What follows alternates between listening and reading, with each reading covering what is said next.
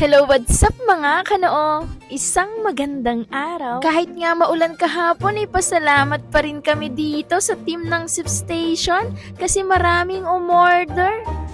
Kaunti umorder pero marami ang orders nila.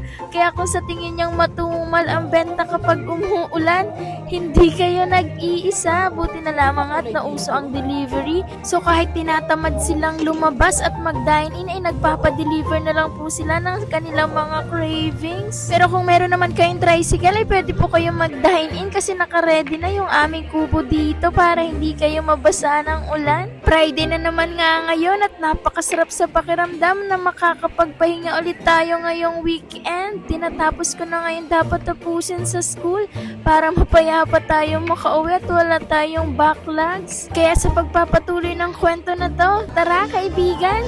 Samahan nyo kami. Dahil nga siguro sa weather na malamig-lamig ay masarap umorder ng ganitong mainit, malutong, malinamnam at napakasarap hanggang loob ang Sip Station Fried Chicken na may napakasarap na signature gravy. Napaka-nature vibe nga ng entrance namin dito papasok sa Sip Station.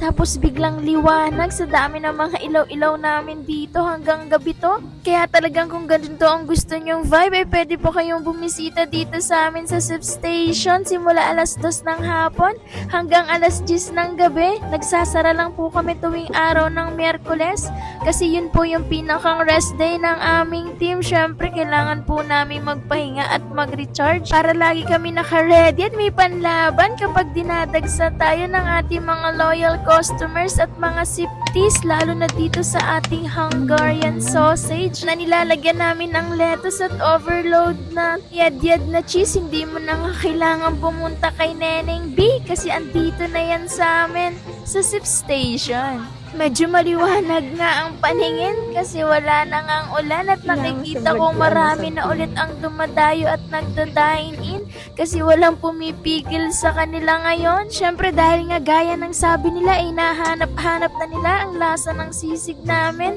kaya non-stop ang orders nito sa walk-in, dine-in at syempre pati na sa take-out. Maraming salamat sa panonood.